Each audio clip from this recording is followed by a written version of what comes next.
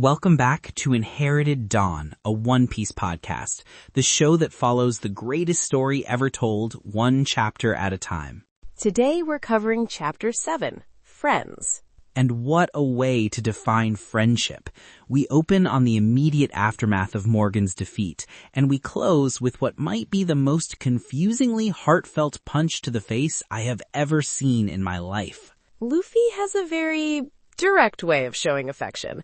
It's a pattern we're going to see again, a kind of kinetic empathy that often involves causing minor physical trauma for the greater good. It is. A punch says 1,000 words in the Luffy dictionary. If you want to follow along with every punch, every farewell, and every weirdly specific act of kindness from our favorite rubber boy, maybe drop a follow on whatever platform you're listening on. It's the easiest way to make sure you never miss a stop on our journey to the Grand Line. A journey which, as of this chapter, has officially begun. The Romance Dawn arc is over. It was short, only 7 chapters, but it established everything we need to know. Our protagonist, his dream, his first crewmate, and the core themes of freedom and inherited will. It's the perfect prologue, and this chapter is the perfect epilogue to that prologue. It's all about the consequences, the goodbyes, and setting the stage for what's next. Let's get into it. The first thing we see is not panic, not chaos, but celebration. The Marines are cheering. Morgan is down and they are thrilled about it. Which immediately tells you everything you need to know about his rule. He wasn't a leader, he was a warden. These men weren't loyal, they were trapped. Look at their faces. It's not just relief, it's pure, unadulterated joy. They're throwing their hats in the air like it's the end of a war. It was a war of attrition against their own morale. Morgan wasn't just a bad guy, he was a bad boss. He ruled through fear, not respect. And this is the first time we really see Oda make this crucial distinction, the Marines as an institution versus the Marines as individuals. It's a theme that will become central to the entire narrative. The world government and its military arm are not a monolith. They are comprised of people, and those people have their own moral compasses. Some are corrupt, like Morgan, some are dogmatic, and some, like the men we see here, are good people who just want to protect others but are trapped in a flawed system. You can see it in how they immediately try to help Zoro. They're not looking at him as a pirate. They're looking at him as the guy who helped save them. And in the middle of all this celebration, Zoro just keels over. The adrenaline is gone, the fight is over, and 9 days of starvation finally catch up to him. It's a great way to ground the moment. Yes, he's a demon, a monster in a fight capable of taking down a Marine captain after days of torture, but he's also just a man who needs to eat. It reminds the reader that for all their superhuman abilities, these characters have very human vulnerabilities. He really does.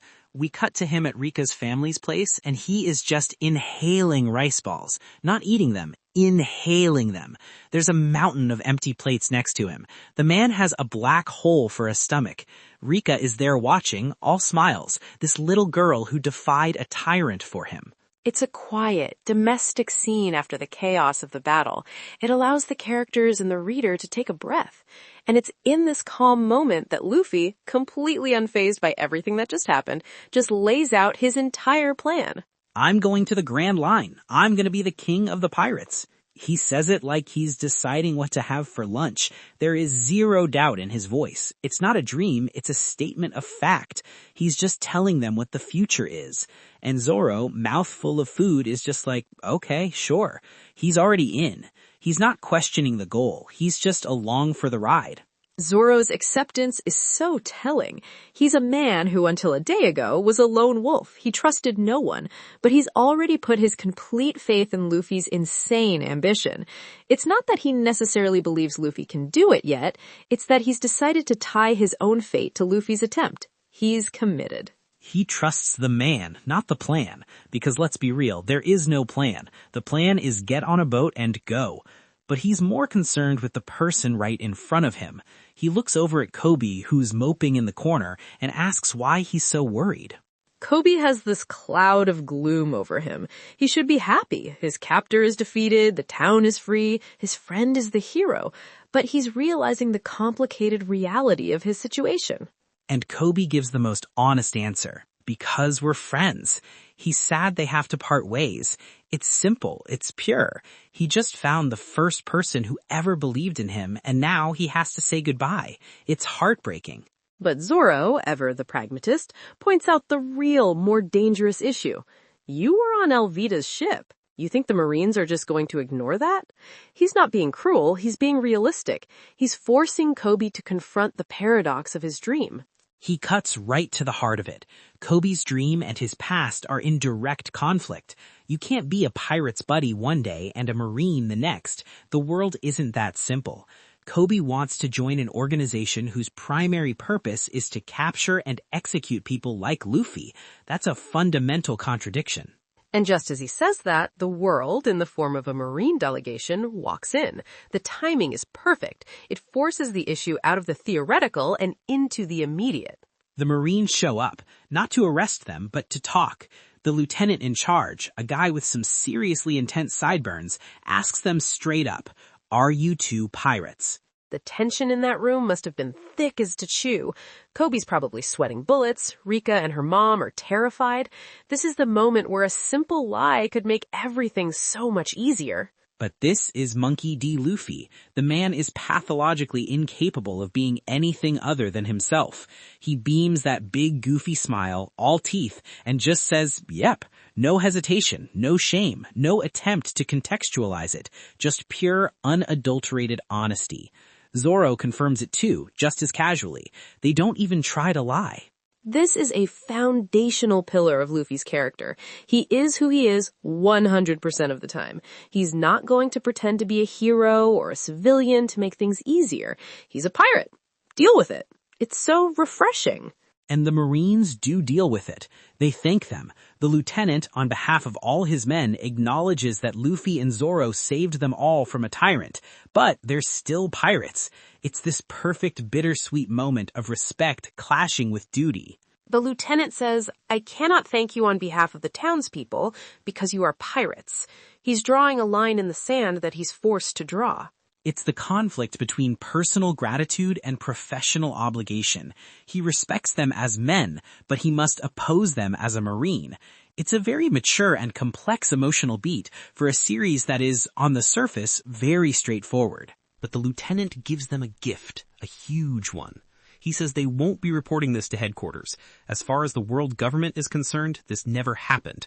Morgan was dealt with internally. They're creating a fiction to protect the people who saved them. This is an enormous risk for him and his men.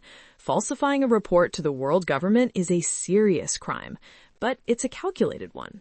It's his way of repaying his debt to Luffy and Zoro without compromising his position as a Marine. He can't praise them publicly, but he can shield them privately. That's huge. He's protecting them. He's breaking the rules to thank them properly. It's his way of saying, what you did was right, even if who you are is wrong, according to my employers. It's justice over procedure. This is the first time we see the distinction between the Marines as an institution and Marines as individuals in action. It's a core theme of the series. There's justice, and then there's the law, and they are not always the same thing.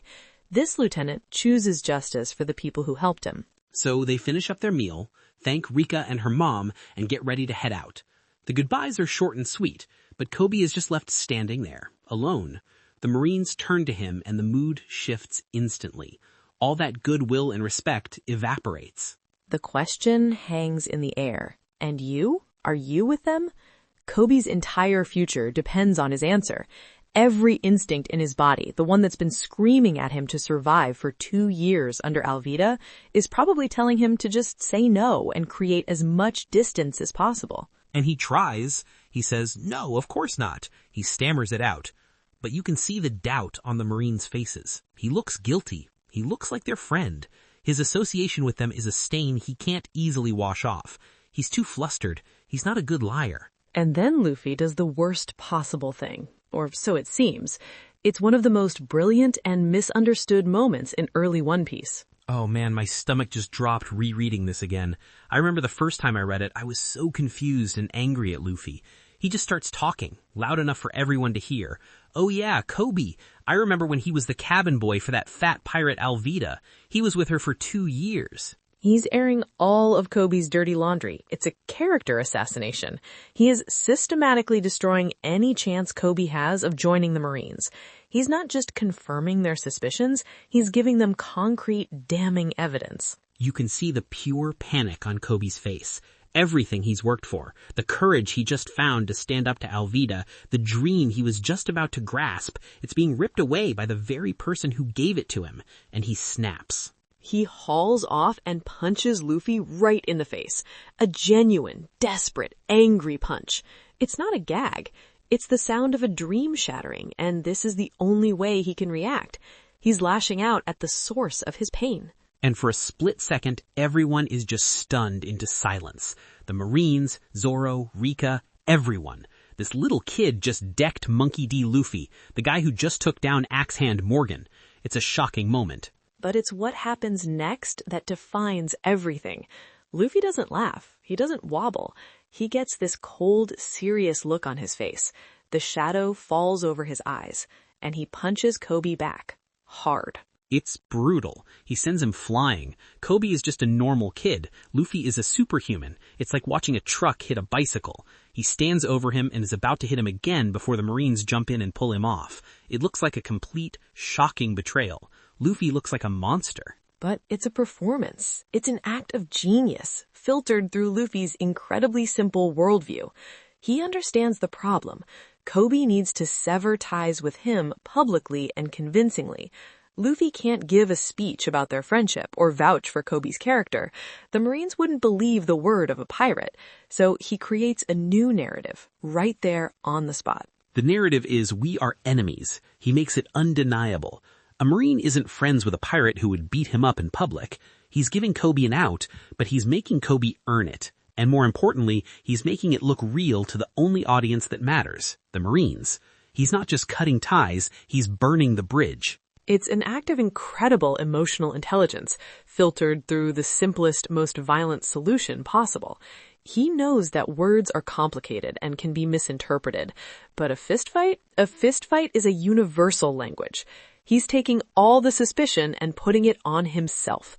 He becomes the bad guy so Koby can be the good guy.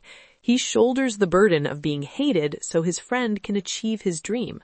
And Koby, lying there on the floor, in pain, probably confused for a second, gets it. The gears turn in his head. He understands what Luffy did for him. The punch wasn't an attack. It was a gift. It was a stage direction. And Koby, to his absolute credit, doesn't miss his cue. He pushes himself up, bloody and bruised, looks the lieutenant in the eye, and yells that he wants to join the Marines. He declares his dream with more passion and fire than ever before. That's the character growth right there. This is the same kid who was too scared to even think about escaping from Alvida a couple chapters ago. Now, after being publicly humiliated and physically assaulted, he's on his feet, demanding to be let into the single most dangerous organization in the world. He seizes the moment. Luffy created the opening, and Koby charges right through it. He says he'll do chores, anything, just to be a part of it. This is his dream, and he's not letting it go. And the lieutenant, who has seen this entire play unfold, accepts him. It's clear from his expression that he understood what happened.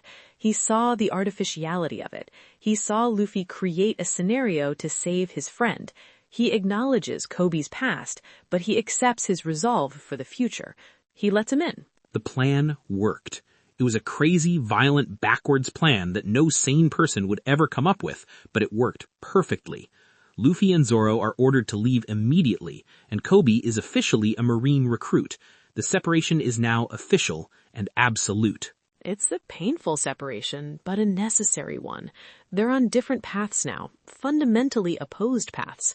A pirate and a Marine cannot travel together. Their friendship has to become a thing of the past, at least on paper. Which brings us to the dock, the final scene. Luffy and Zoro are in a tiny little boat, a dinghy, basically, about to sail away. The adventure continues. And then they hear a voice. It's Koby. He's standing on the shore in a fresh Marine uniform. He looks clean, professional. He looks like he belongs. And he salutes them. A full, crisp, proper Marine salute. To a pair of pirates. The very pirates he just had a public, violent falling out with. It's a declaration. It's an act of defiance and gratitude. It's thank you. It's I'll see you again. It's we're still friends, even if we're on opposite sides of the law. It's him acknowledging the performance and telling Luffy, I understood, and I won't forget. I thought that was going to be the big moment. I was already getting choked up. That single image is so powerful. Koby, standing alone, paying his respects. And then, the camera pulls back, and every single Marine on the shore is saluting with him. The lieutenant, all the men who fought Morgan, every last one of them. They're all breaking the rules together. Saluting pirates is a serious offense. It's insubordination, but they're doing it to show their respect. They're saluting not the pirates, but the men who liberated them. They're choosing to honor the spirit of justice over the letter of the law. Super. That is just a super moment. The entire base paying tribute to the two guys who freed them. My heart, bro. It's perfect. It shows the spirit of the real Marines, the ones who value justice over doctrine. It's one of the most iconic images in the entire East Blue Saga, maybe the whole series. It perfectly encapsulates that theme of individual morality versus institutional dogma. The lieutenant then turns to his men and says they've all violated the code of conduct, so they're all going without food for a week. It's a brilliant piece of writing. He has to punish them for breaking the rules, but he does it in a way that reinforces their solidarity. It's a collective punishment for a collective act of gratitude. He's a good leader. He really is. He joins them in the salute and joins them in the punishment. And then he puts his hand on Koby's shoulder and delivers the final line. He tells Koby he has a good friend in Luffy. He understood the whole thing. The punch, the fight, all of it. He saw it for what it was, an act of friendship. It's the perfect end to the Romance Dawn arc. Luffy has his first crewmate and has set his first friend on the path to his own dream. They part ways as equals, as rivals with a shared history. One is aiming for the top of the pirates, the other for the top of the Marines. You just know they're going to meet again on the Grand Line, and it is going to be epic. Oda is playing the long game from Chapter 7. He's setting up conflicts and relationships that are going to pay off for years. This isn't just a goodbye, it's a see you later. The Koby-Luffy dynamic is one of the foundational rivalries of the story. Speaking of Oda, his author comment this week was delightful. He said he bought a Lego pirate ship. I love this. It's such a pure, wonderful little insight. He says the Lego designers who never forget the heart of a boy are truly great. But then he points out the target age range is 5 to 12 years old, and he's an adult man. It's just a perfect little window into his mind. He's a grown man who's a professional pirate author, and he's still just a kid playing with a Lego ship. It explains so much about the series' sense of fun and adventure. That heart of a boy is the engine that drives this entire story. That's the heart of One Piece right there. It doesn't matter how old you are. The spirit of adventure, that's for everyone. It's the same spirit that makes Luffy so compelling. He's never cynical. He's never jaded. He's a 17-year-old with the worldview of a 10-year-old and the determination of a god. I wonder if that Lego ship influenced the design of the Going Merry at all. The timing is about right. He's ending the first arc. He knows he needs to give his crew a proper ship soon. Okay, now that's a cool thought. He's building it and thinking a good pirate ship needs a cannon here, and a cool figurehead here, and a kitchen because my main character eats like a monster. It's fun to think of him workshopping ship designs while playing with Legos. We'll have to keep an eye out for any distinctly blocky-looking features on future ships. Maybe a suspiciously stud-like cannonball. For sure. All right, that was Chapter 7, a perfect end to the first little saga. The crew is 2 people, the ship is a dinghy, and they're off to find the greatest treasure in the world. It's such a hopeful, exciting ending. Let us know what you thought of this chapter in the comments. Specifically, what do you think is the best act of tough love friendship in the whole series? Luffy punching Koby has to be an early contender. Oh, for sure. It's set the standard. It's the prototype for so many other moments, like the fight with Usopp at Water 7. It establishes that for the Straw Hats, sometimes a fight is just another way of saying, I care about you. Okay, let's do some predictions for Chapter 8. Where do we go from here? My first thought is that we're going to meet the next member of the crew. They have a captain and a fighter. They are desperately lacking a specialist. Their immediate needs are glaringly obvious. A navigator. They're just pointing their boat in a direction right now. They're sailing on pure vibes. If they want to get to the Grand Line, and ocean dip defies all known laws of nature, they need someone who can actually read a map and understand weather patterns. Exactly. My prediction is we meet a navigator, and given the pirate theme, I suspect it's she, and I do have a feeling it will be she, might be a thief who specializes in stealing maps, particularly maps of the Grand Line. It would fit the genre and create an immediate source of conflict and utility. Ooh, I like that. A map thief. That feels very classic pirate adventure. She has a goal that aligns with theirs, but a morality that might clash. Okay, my turn. My first prediction is that Zoro is going to start demanding his other 2 swords. He agreed to join Luffy, but he's a 3-sword style swordsman who only has 1 sword right now. That's not going to fly for long. That's a good point.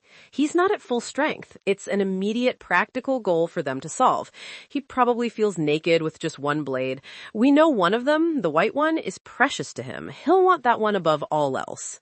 Right. They need to find a way to get Wado Ichimonji and his other katanas back from wherever the Marines are holding them. Maybe they have to go back to Shell's Town, or maybe the swords were moved. It's a built-in motivation for the next immediate step. My second prediction is that we'll get our first taste of how the world reacts to news. Morgan was a famous Marine captain. His defeat, even if it's covered up by the local base, might have ripples. We might see a newspaper or hear a rumor about trouble at Shellstown. Oda needs to start building the world beyond the immediate vicinity of the crew. The world needs to start feeling bigger, right? We've been on 2 islands. It's time to see that actions have consequences out in the wider world. Maybe we see a glimpse of another pirate reacting to the news, someone who might become a rival. That feels like a very Oda thing to do, to cut away to someone else to build suspense. Someone like Buggy the Clown, perhaps, whose name was dropped a few chapters back. It stands to reason he'll appear soon. Maybe he's a pirate who operates in this part of the East Blue and hears about a new rookie causing trouble. Yes, that's a perfect setup. Okay, my final prediction. This one's a bit of a gag, but I stand by it. Luffy is going to try and recruit a seagull, or a fish, or some other random animal. Why? Because he's a weirdo. His judgment is bizarre. He just spent a week trying to recruit a guy tied to a post. His criteria for crewmates are not normal. It's basically, are you interesting? I bet he sees a cool-looking animal and says, you should join my crew. Zoro will have to be the voice of reason and talk him down. I can absolutely see that happening. He has a very childlike view of the world, and kids love animals. That feels very on brand for Luffy. It would be a great character moment to show the dynamic between him and his much more serious first mate. A boy can dream. Maybe a news coup will land on their boat and Luffy will offer it a position. All right, that's it for us this week. This was Friends, an absolutely legendary chapter to end the first arc on. Join us next time as the journey continues and we see what lies ahead for our 2-man pirate crew on their very small boat.